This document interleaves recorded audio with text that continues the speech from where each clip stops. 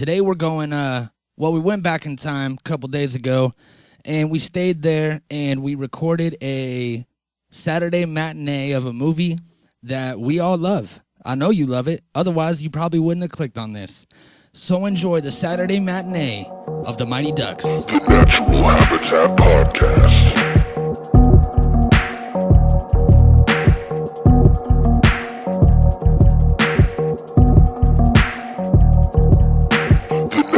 Habitat Podcast.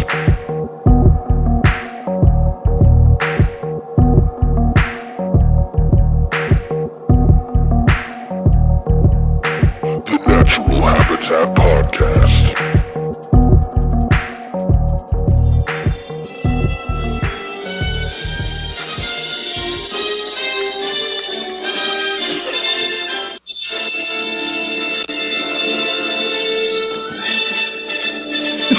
If you couldn't already tell by the epic intro music, you're just tuned into the next installment of the Saturday Matinees.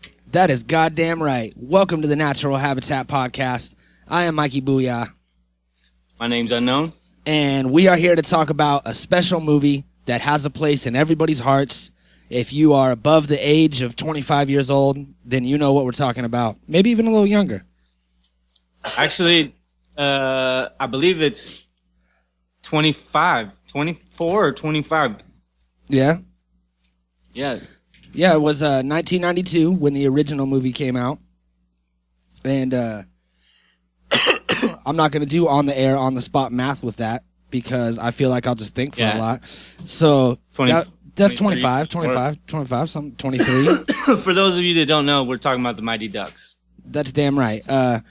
We've been doing these movie episodes, the Saturday matinees. I really like them. And Joey brought up, sorry, I took a dab right before we started, and now I have this cough that's creeping up on me every 15 seconds. And I'll just kind of turn my head and cough every once in a while. That's fine. You're probably coughing too if you're listening to this. And Joey said, what do you want to do for the next movie? And I was like, I don't know, man. What sounds good? What's a good one that we both know and love? And he said the Mighty Ducks, and I immediately said Emilio because I love me some Emilio Estevez. Mighty Ducks. Who doesn't? Men at Work, Young Guns. Emilio Estevez is dope. Yeah, I mean, he's definitely one of the all-time greatest actors from my nostalgia period. You know what I mean? Yep.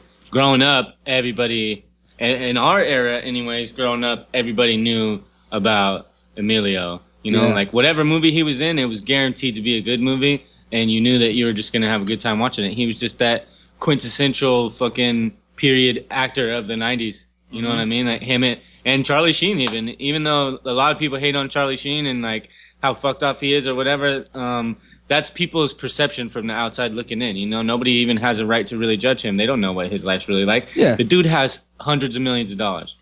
You know what I'm saying? Charlie Sheen is rich as a motherfucker, dude. And there's a bunch of ways to get in the spotlight, a bunch of different ones, good and bad. So you know, it's kind of whatever he did to portray himself to the public as a crazy bastard. He might not be that crazy. There's a good chance that he doesn't believe he has tiger blood, you know, and that he's really just on drugs and just having fun with people. But yeah, I mean, shout out to their dad, Martin Sheen, too. You know what I mean? Like, they just have a super talented family. And like, they just all made hits. That's what I was going to say, is that the greatest thing about Emilio Estevez is that he didn't use the acting dynasty that he was born into to get himself work. He changed his name so that he could do his career on his own. And it wasn't out of disrespect for his family. Like, he still worked with his brother and his dad and shit. But he did it because he didn't want to ride on their coattails and just have everything given to him because he was a Sheen. So he changed it up. Which is ultimately super respectable. Yeah, I love him for that. And, you know, he's provided a lot of entertainment for me. And The Mighty Ducks is definitely a classic movie. And if you don't know what we're talking about, that is because you live in the United Kingdom, and it is not called The Mighty Ducks there. It's called Champions. So we're talking about Emilio Estevez in Champions. So if that makes more sense to you, then now we're all on the same page worldwide. All right. And then there's even Mikey's got the motherfucking knowledge. Yeah, there's even parts of the world where it's called the Mighty Ducks, the Champions, and they use both titles. So it gets confusing. And I realize that not everybody that listens to the podcast is in America, you know. So I want to make sure we're all on the same page here. And shout out to all you fuckers everywhere around the world. We love you. Damn right. And the big group of y'all that's in Australia out there down under listening. We haven't forgot about you guys. Hey. If you're in Australia, go check out our homie Got Bass, who is on tour out there right now. Yep, just started. It'll be the greatest show you've ever seen in your life. So go check it out. Yep. And then after or before you go see Got Bass, you should probably see Champions or the Mighty Ducks or the Mighty Ducks or whatever it's called there. And fucking, I watched it last night because I hadn't seen it in years. And I wanted to kind of brush up on it and everything. And I noticed a lot of things as an adult that I didn't notice as a child or as a teenager, you know, the last time I watched it. And one of which is that this was an edgy content for a Disney movie. There was there was drunk driving. That's how Gordon Bombay first gets sent over to District 5 to teach the hockey team, is because he got pulled over drinking and driving, and it was some sort of community service deal. Yeah, as part of his punishment, his option was, since he was a former pro player, that he could go and train these kids. That's a great option to me. I'll take it. That's better than picking up cigarette butts or going to jail. Exactly. Rotting in jail. Fuck all that. You know? Yep. And then also the kids were fucking. They were edgy. They had some mouths on them. They were little bastards. The one kid, the main kid, I forget his name, but the little like gangster kid with the dark hair, he goes like right when Gordon meets him, he's talking about the old coach and about how he had like his heart attack, and he was like, he was yelling at us, and he was like, "You little bastards, you goddamn it!" And I was like, man, you just said bastards and goddamn it in a Disney movie. You know what I mean? Nobody even noticed. It just slipped by. Yeah. So they pushed boundaries with that shit. Yeah, they definitely were thinking outside the box. A lot of those kids were the kid actors of that time as well. Yeah. You know what I mean? Like say every couple years there's a new generation of kid actors that were just in everything. Well, a couple of these kids that were in this movie were in The Sandlot and a couple other movies, you know what I mean? So it was like a culmination of all the popular actor kids at that time. And it was kind of like the Goonies, you know what I mean? Like the kids from the Goonies were popular actors from different franchises at that time, and all came together to make a classic kids movie like that, you know what I mean? Yep. And the Mighty Ducks had that feel to it. And it also it kickstarted a lot of careers. Like the kid from Pete and Pete, the fat one, was in it before Pete and Pete was ever a thing. And he was just being some little fat kid. Plus the main kid, Joshua Jackson, the kid that played Charlie. Yeah. He grew up and he's like in he was in Dawson's Creek. He was on that show Fringe. He's in like a bunch of horror movies and shit. So it really did like kickstart a lot of careers. I was also looking at something that some interview of him, and he said that there might be a possibility of another Mighty Ducks happening with Charlie being the coach. No, just with like something to do with like basically like the franchise just starting over again. You know what I mean? Yeah. But all the original cast would come in at some point and play like some type of part. You know what I mean? It would be like a hand-me-down movie. You know what I mean? Like the old generation handing it off to the next generation type of thing. And I think that could be smart. It could be a good timing for a resurgence of another Mighty Ducks franchise, because look at all the other things right now that have resurfaced now that are just like blown up. Like Jurassic Park was. It's the time of remakes for sure. Yeah, you know what I mean? And almost all of them are becoming uber popular. You know, I think the only remake lately that wasn't real big was like Joe Dirt 2. Yeah. And I think that was because it was made to go to like download. You know what I mean? It was made for that purpose. It wasn't made to go to the theater. God, that was just horrible. Yeah. I just like to pretend that there was just the one Joe Dirt. Yeah. And then there was the kid that they found that was older than everybody, and he was like an army kid. And it was played by Eldon Henson, and that dude grew up, and he was in The Butterfly Effect as Lenny, the kid that blew up the baby, and he was in Castaway. He was in The Hunger Games. So he fucking grew up into a full-grown adult too. And I also noticed in the movie that kid was like 25, and he was way older than all the other kids. And he was like homeless or something, and like I noticed that 95% of the movie takes place on the ice, in the locker room, or at some sort of like mall where they're all like rollerblading around. There's very little home life. You really only see Charlie and Charlie's mom because Emilio Estevez ends up banging her at the end of the movie. so they needed that. Fun fact about that, actually. In the scene where he kisses Charlie's mom, their lips actually got stuck together, and the staff had to come pour warm water on them to break them apart and shit. Wow, because it was that cold. Yeah, that's some heavy shit. Yep. They were all like, funny, huh? It'll be just a little kiss. We'll keep it professional, and then it turns into like a 5-minute locked together, drooling all over each other. Sounds intimate, man. It looked nice. It looked like a good kid. So, yeah, man, that kid was way too old. Like, we never really found out about his life, but I think that he was way too old to be playing with these kids. It was questionable. He shouldn't be hanging around with the younger kids. He looks dangerous. Like he probably has a knife or a gun. And, you know, nothing really came of that. Maybe something happens in Mighty Ducks 2 that I forgot. Ooh, Gordon Bombay's license plate said "just win," so he must have been a Raiders fan. Because you gotta go for the W. That's the underline. He was a Raiders fan. It's "just win, baby." That's the fucking just slogan win. for the Raiders. Somebody snuck that in for us. That's a win for Raiders fans everywhere. Yeah. Was that the slogan in the early 90s? It's always been that. For always, forever. Just win. For a long time. Just win. They should probably change it because it might be jinxing them.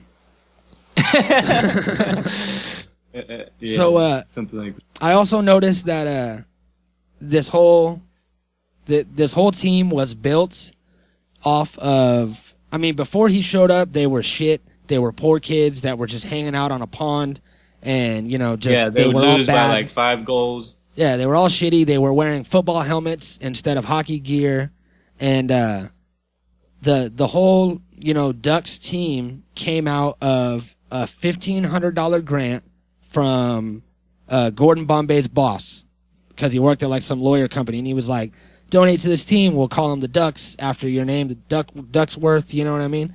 So that's how this all happened, and then they made this whole franchise, and it grew into a giant thing that everybody loves. So my point is that somebody needs to give us $15,000, and we'll get rid of our football helmets that we wear every time that we record this show. We'll get real hats so that we can be actual podcasters, and it'll just make us all around better. We'll build a franchise, and it'll be because of you, but we will not name it after you unless your name is natural. I don't think there's a lot of naturals out there. Naturals with $15,000 to spare to just give us some guys on their podcast. There might be one. Yeah, bust it out. And then also, do you watch Workaholics at all, Joey? No, not really. All right, well, I've heard of it. I hear it's good. It's really good. For anybody out there who's seen Workaholics and understands what a poop dollar is, they do this thing in the show where they sit on top of their roof and they take $1, they roll it and put like some poop in there. I'm pretty sure it's human poop, one of their poops, and they put it down on the street, and then they wait for like joggers or people to come by and pick it up. And then when they pick it up and get poop on their hands, they yell "poop dollar," right? Well, they did. They didn't invent that. That's been a thing. No, I know. I think that the original poop dollar was made in the 90s, early 92, with the Mighty Ducks. I had to mash all that together. Because in one of the opening scenes, they follow the dog around, have it shit, put the shit in the purse, stick the dollar out of the purse, and then put it in the street and wait for the car to come by. Yep. So I don't know if that's the first time that it was actually put on film or what, but the poop dollar has been alive for a long time, was my point. You knew that already, apparently. You're fluent with the ways of the poop dollar. How many times have you done this? I don't know. You lost count? Also, they coined their own terms, like cake eater. Yeah, cake eater's a good one. I remember saying it in real life for a long time. Yeah, you know, so like they're very creative. Everything they did in that movie just took off. Yep, and it stuck around. Like, and it was one movie of a million motivational speeches too. Right? And not all of them were great. Not all of them taught the best lessons, which was good. And no, but they all meant well, really. Yeah, that reminds me of I noticed during the scene where they were teaching Goldberg not to be afraid of the puck, right? Because Goldberg, he would always just kind of dodge the puck and was always afraid of getting hit by it. Plus, he didn't have proper pads. So they bought him all the pads, and they tie him up to the goal post, and everybody lines up, and they all, like, fucking just fire pucks at him. You remember this? Yeah. So he's all tied up, and he's screaming, and he's like, let me go. And then he's getting hit a bunch, and then he's like, this doesn't hurt. This just tickles. And then he's like, yeah, bring it on. I'm Goldberg. And he's like yelling. And then they all start like banging their sticks on the ice and like, Goldberg, Goldberg, Goldberg. And then fucking, he's like screaming. And it was like, the whole scene really only lasted like 15 seconds.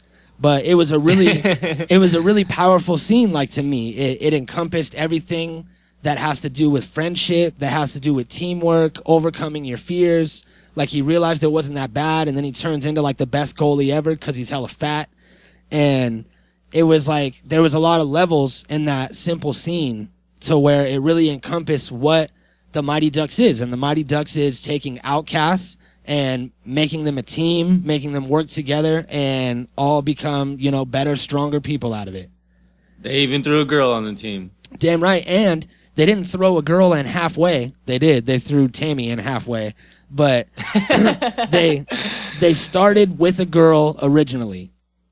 Yeah. So they didn't do the thing where, like, we need to throw a girl in here, and then the girl shows up, and then, like, you know, like it's a butch ass lesbian girl. Yeah. What was that football movie where the butch ass lesbian girl, like Little Giants. Little Giants, and she like threw the toilet paper in the store, and everyone was like, "Oh yeah, you're gonna be on the team."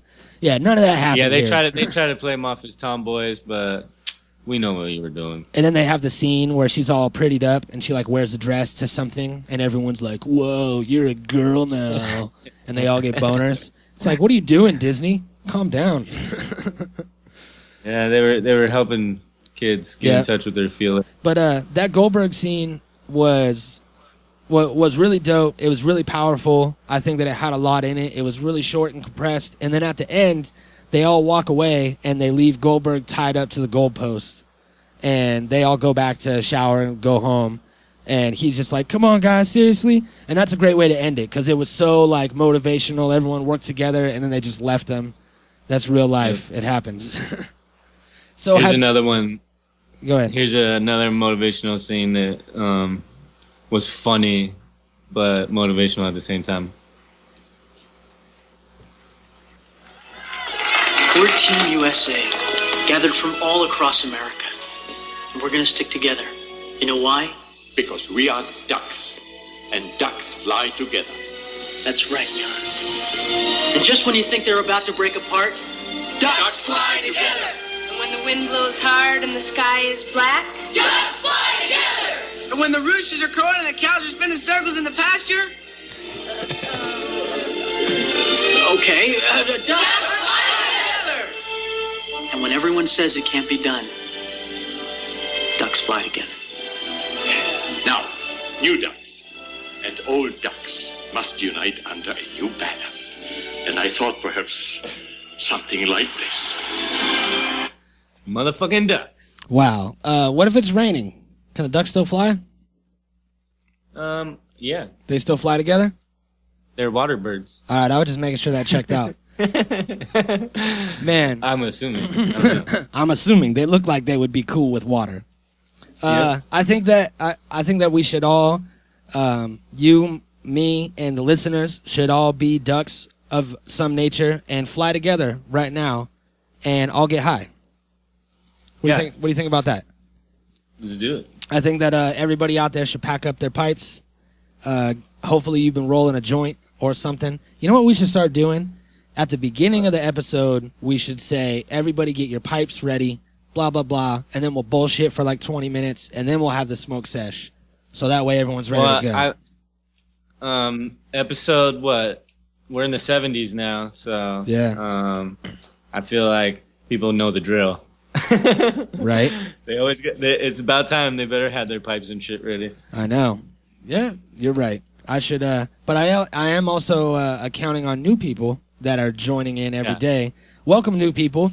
We hope that all of our rambles about the Mighty Ducks have scared you away and left bandwidth room for our real listeners who care who care about the Mighty Ducks. Who get just as high as we do. Yep. So let's do that right now. Let's smoke, everybody. Let's do it.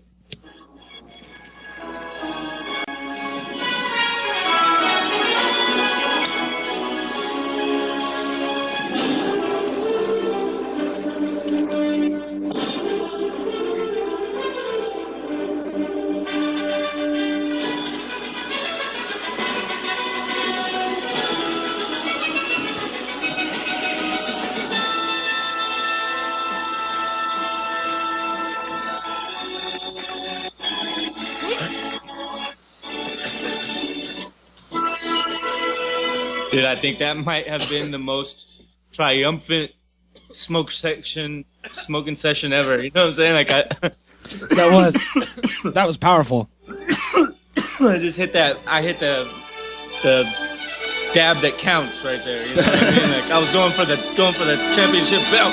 The one that pushed you over the edge. I'm trying to get a motherfucking scholarship.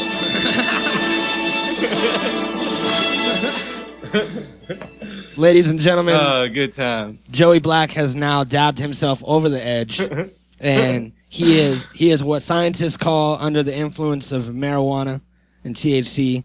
Earlier he was high, but you know that time when you like hit it, and like you get that hit, and it's just something happens, and it finally like gets you all the way high. I can see it on his face.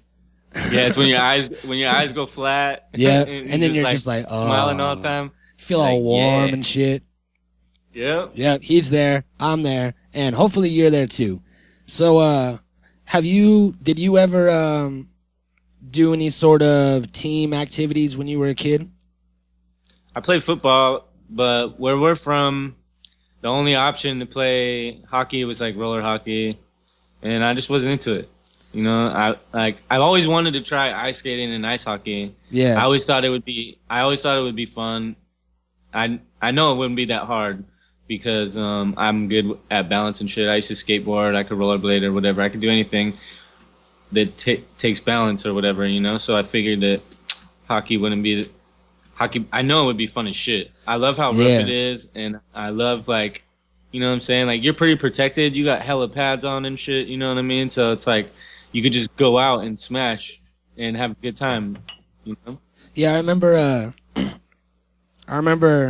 Because we didn't have any sort of ice rinks at all around here. No. And I remember going to like LA and like Riverside to visit when I was a kid. They had one there, but it was always just packed full of people just skating in a circle. So you really couldn't do anything. You know, roller rinks suck dick. They're not anything cool.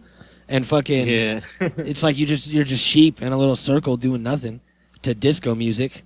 And I wasn't about that. But I do remember at one point, I'm pretty sure it was after I saw the Mighty Ducks and got all into it, that me and a bunch of my friends got like hockey sticks, and we would just like run like on the asphalt and just like kind of hit each other and then use whatever we got for pucks.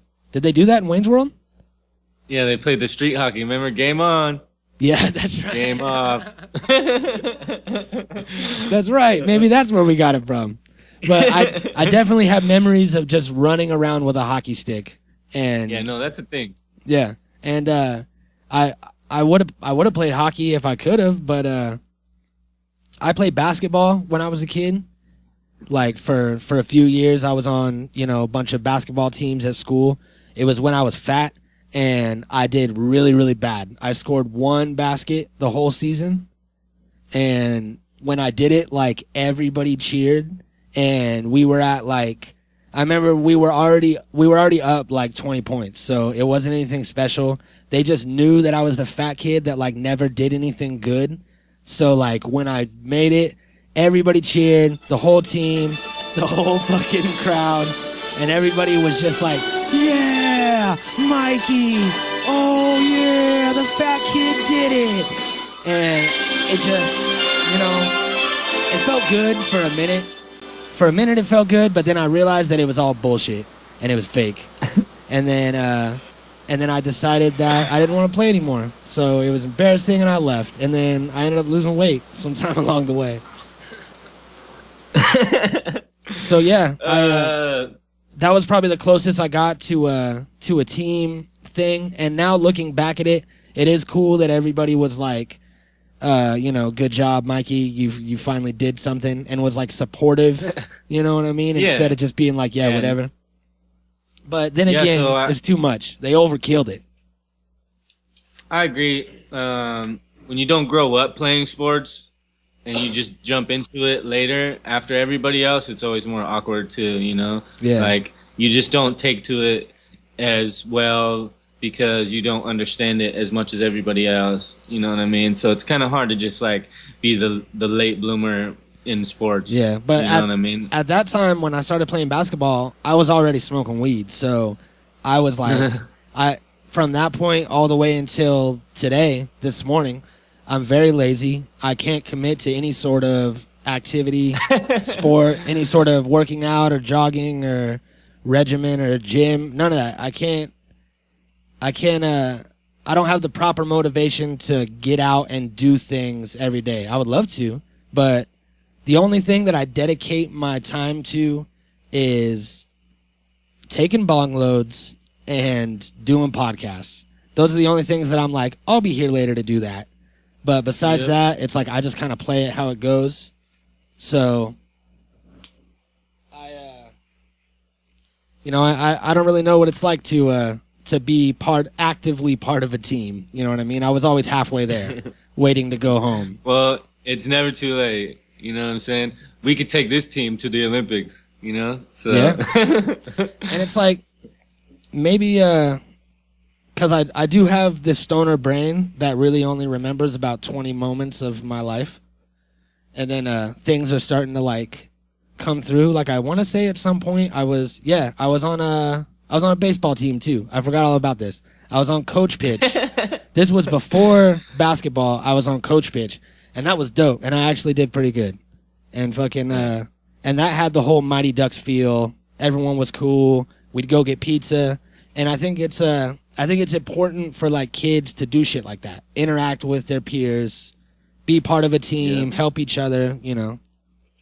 Yeah, definitely participation in anything for a kid, especially on his own, you know what I'm saying, without the parents or whatever, is a great part of building those skills that you need in life to be able to communicate with people and be able to like work with other people and shit, you know what I mean? It helps you become more independent at the same time while working with the team, it's crazy. But I look back on when I played sports, and I'm glad that I did, you know what I mean? I think I waited too late. That's why I didn't like it as much as like other people. So like it didn't mean as much to me. But my little brother played football and he loved it. And his kid plays 3 sports. He plays baseball, basketball, and football. He's a little triathlete, and damn, he's a little youngster. I definitely think that just being proactive with your kids, at a young age and getting them into sports and everything, and it'll give them nostalgia like we have from watching all these older all their movies like this. Yeah, because the last thing that you want to do, that a lot of people do, is just have your kid at school and at home, you know, and just kind of, a lot of people are like, oh yeah, you could just sit here and watch TV or play with your toys, or I'll get you this game. But kids need to, at a certain age, start interacting with the world, like you said, on their own, like without their parents there, and having situations where they have to, you know, make decisions and experience new things. And, you know what I'm saying? If your kid's 11 years old, he should be on some sort of team or in some sort of club or something, you know? And, yeah, I mean, when we were kids, it was different, dude. Like, I think kids are different today. I think we just don't understand them. Like, we had crazy imaginations, and we went out and could do anything, anywhere. You know what I mean? And we would watch the Mighty Ducks, and then after we watch a movie, we'd be all geeked on it and be out in the streets trying to fucking hit shit with hockey sticks, like you said. You know what I mean? and that's just like, I feel like shit does that for kids nowadays too. You know what I mean? It's just so different and in different ways. Like, everything's more interactive through the web and different things that they do. You know what I mean? Like, playing games and video games and stuff is not bad for you either. You know, science proves every day that it helps build brain power. You know what I'm saying? It makes you make decisions easier, and it like helps you be more interactive, and like, you know what I'm saying? It builds confidence. It does Absolutely. Like all these things. Yeah. So it's like, I don't know. I think nowadays kids are just evolving, and we just don't understand it too. You know, it's like times are changing, and that's fine because we're just nostalgic. I'm not Jared Fogle, so I don't understand kids or know what's going on with them. Yeah. Yeah, it's a whole new breed. But you know, I wonder what would happen if you took a kid, you know, like a 12-year-old kid, and sat him down and had him watch Mighty Ducks. What they would think. I'm sure that they would be just as interested as we are with it, but I think at the same time, I feel like it's lacking because of the dramatic time change. You know what I mean? Like, this was 25 years ago. If it was now, all these kids would fucking have cell phones and have fucking hoverboards and all this other crazy shit. You know what I'm saying? So it would translate better to their real life. So I'm all for them rebooting the franchise. I think, like, maybe it's time that they redo it for these next generation's kids. You know what I mean? And for us to take our nieces and nephews too. And you know what I'm saying? Yeah, that'd be dope. You know, if you guys start doing it and start working on it like you say you're gonna, hit us up. We'll do exclusive press interviews with everybody, and Joey and I will also be in the film as paid extras. So that's our deal that we're gonna reach out to you. That's on the table. Go ahead and open it up and, you know, feel it out if you want. And if not, then we'll be there on first day of shooting, and we'll talk to you in person. Hashtag D4. Hashtag Mighty Ducks, the next generation. What else? Hashtag NHP, the Mighty D. Nice. That's mine. And yeah, I'll get down in that movie. I'll definitely be in that movie and learn how to skate and everything. No big deal. Yep. Fucking I know that there's this dude that I'm friends with on the Facebook. It's like it's an online community of people. You interact with each other and post things on. It's called like your wall, like a timeline of things that happen and things that you say. Well, I'm friends with somebody on there, and his name's Jason Flores. What up? And he's a hip-hop artist out in the Midwest.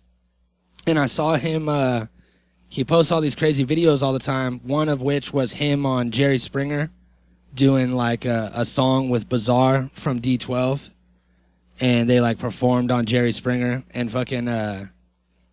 So I saw that and it was hella funny. And then I just recently saw him, he's been posting a bunch of shit. Him and like 5 of his friends went to an audition for the new Ghostbusters movie, and they all got the part as like some gang that's going to be in the movie that's like reoccurring. And Nice. it's like some comedy thing. Like every time they show them, they'll be like doing something weird. And fucking, they're like all up in this movie and like getting paychecks and fucking like in the middle of like shooting. Like fucking, it's dope. So That's sick. So we could do that. It's just all about going and giving them our headshots. I remember. Yeah, right. I remember. Here in Hollywood, you just gotta go stand in line. That's all you gotta do. Yeah, you're right. Well, I remember the Jerry Springer thing. I talked to somebody. I was following like the Jerry Springer. I went through another Jerry Springer phase a couple years ago where I started watching it again. And I was like watching it early in the morning, just laughing my ass off. And then it was like, follow Jerry Springer on like Twitter or fucking Instagram. So I followed it. And then they posted something like, do you want to be on the Jerry Springer show? Like, call this number and talk to Jennifer.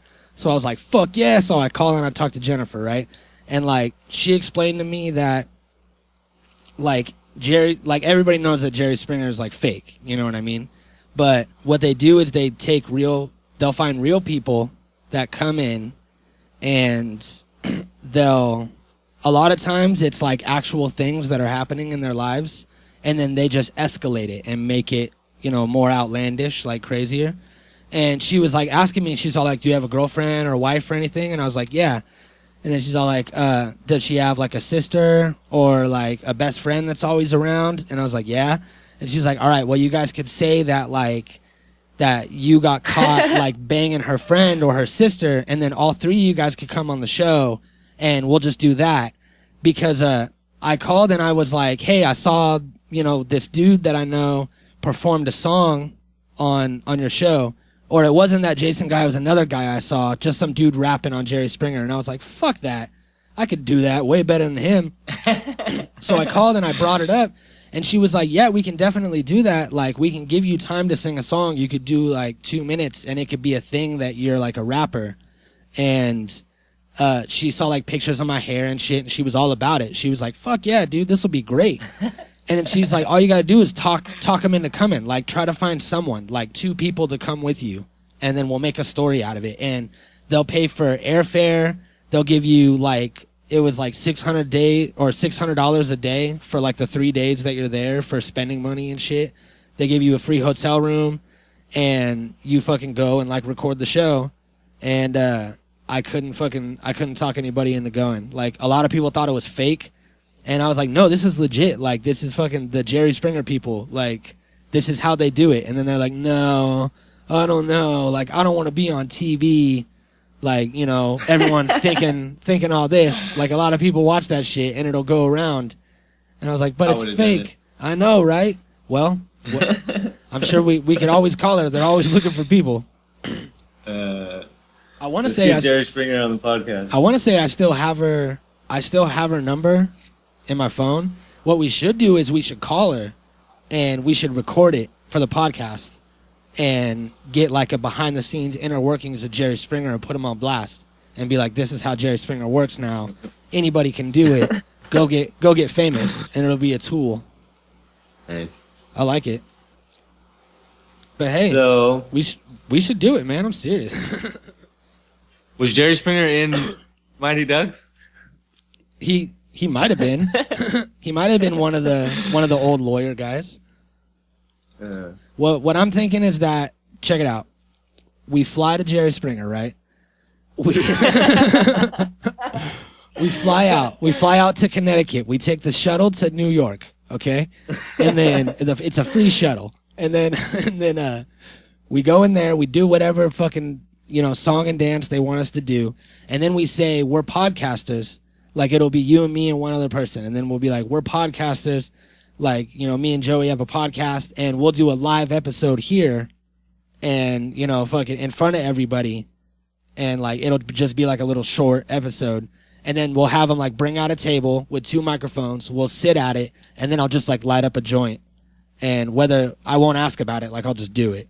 And then like, and then we'll just kind of like bullshit. We'll just do what we're doing right now and just be like, man, what kind of cheese you like or whatever. And fucking, it'll be amazing. Yeah. We'll get a bunch of weird ass plan. fans. I'm gonna make it happen. I'll make that happen. You don't worry about it, Joey. You just get ready. Future episode, the Jerry Springer episode. You get ready We'll to fly see. to Connecticut. All right, we'll see. There was one more thing that I wrote down about the Mighty D, and that was I'm a fan of movies. I'm a fan of cinematography and all these different acting techniques and all this shit. So one thing that I love is the spit take. I don't know if you're familiar with this. It's when somebody takes a drink of something, and then they hear something surprising or shocking, and then they spit the drink all over the place, right? Well, a lot of times it's really fake looking. It's hard to do, and like there's all different types of spit takes. There's spit takes into people's faces. There's spit takes onto expensive things, like all this shit. So there's misty ones. There's all this. And fucking so Emilio Estevez does a classic spit take in the limousine in the beginning of the movie when he's like on the ice. He's on the phone with his receptionist, repeating everything that she says like old school movie style so that you can understand what's happening. And he takes a little sip of his coffee and fucking spits it all over the inside of the limo. And it looks real. It was real enough that when I looked at it and I saw it, I was like, that was a great spit take. And then I wrote it down. So for some reason, I wanted to talk about that. There it is. Right. If you don't know about spit takes and, elements of movies, then you should listen to any interview with Patton Oswalt. Yeah. Because he's the biggest movie. He's the biggest movie buff in the world. Yeah, I like him. He's dope. Yeah, me too. You never know. So, what was like the highest selling movies for the 90s? Like, what was the price range? You know? Like, that they grossed or to buy them at Walmart? They grossed at the theaters. I don't know. Mighty Ducks was $50 million. And I just want to, I wonder what that's comparable to. You know what I'm saying? Almost $51 million domestically in the U.S. And that's in the first week in the box office? I don't know. It doesn't say. Yeah, I don't know, man. I didn't care at that point in my life. I just wanted to see good movies. Yeah, but I'm just trying to see what's the bar for success for 90s movies? You know what I mean? It's got to be sales. And the ones that gross the most are probably the most important movies of that era. You know what I mean? The ones that were the best movies had to have grossed the most, like Cool Runnings and all these, The Sandlot, every kid in the world has seen The Sandlot. Yeah, well, it looks like here's 1992. The highest grossing movie is $217 million, and it was Aladdin. And damn. Yeah, on this list, the Mighty Ducks is number 31. So that's crazy. That's out of 100, so it's not bad. But up here in the top, these are all classic movies that we should do in later episodes. We got Batman Returns, Lethal Weapon 3, Wayne's World, Basic Instinct, Under Siege, Bram Stoker's Dracula, White Men Can't Jump, The Last of the Mohicans. That was the first movie I ever saw in the theater. We talked about that. Yeah, that was a good one. Yeah, these are all fucking great. Dude, there's so many good movies. This is just Saturday Matinée is just going to go on for years with amazing movies. That's just how it is. Yeah.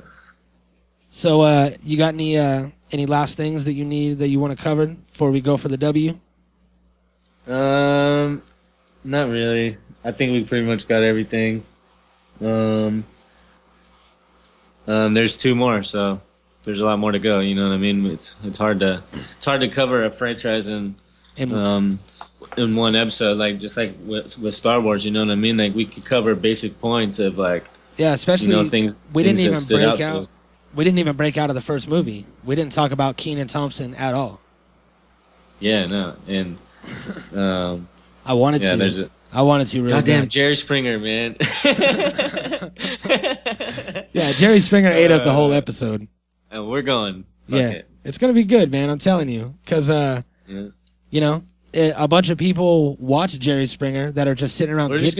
People that are sitting around getting high watch Jerry Springer, and that's our demographic, dude. Like 100%. Yeah. Yeah. And then if we share hit the up Jerry video, and try to get him on the show, right? Yeah. Fuck it. Yeah. One last thing before he croaks. You know what I mean? We'll do the roast of Jerry Springer. We'll just hate on him. Be like, what gave you the bright idea of doing this show? And like, you know what I'm saying? Like he is paid. Yeah, super he is. paid. Did you ever? How long has the show been on? Fucking forever. Did you ever see? Did you ever see his movie Ringmaster or whatever? Yeah, I remember that. That was the whole inner workings of the Jerry Springer show and how it was all actors and all kinds of shit. Let's see. 1991 is when it started. Everything good was in the 90s. Yep. The early 90s. That's why this episode is a Saturday matinee, but it feels like a Throwback Thursday, man. Cause I know it's like a little half and half. I think that hybrid. What happened is we took the time machine back on Thursday, and then we kind of stayed here for a while, and we didn't realize it that it's really in the past. But we just made a pit stop. Yeah, we just hung out for a while so we could record this, and then now we're on our way back. So we'll see you in the future or in the now for you. And yeah, much love. Keep it blunted. And next week we have a very special announcement. So stay tuned for that. And it's gonna be really big, and it's gonna make you cum in your pants. So get excited, wear some plastic pants, and we'll see you next time. Peace, bitches. The Natural Habitat Podcast.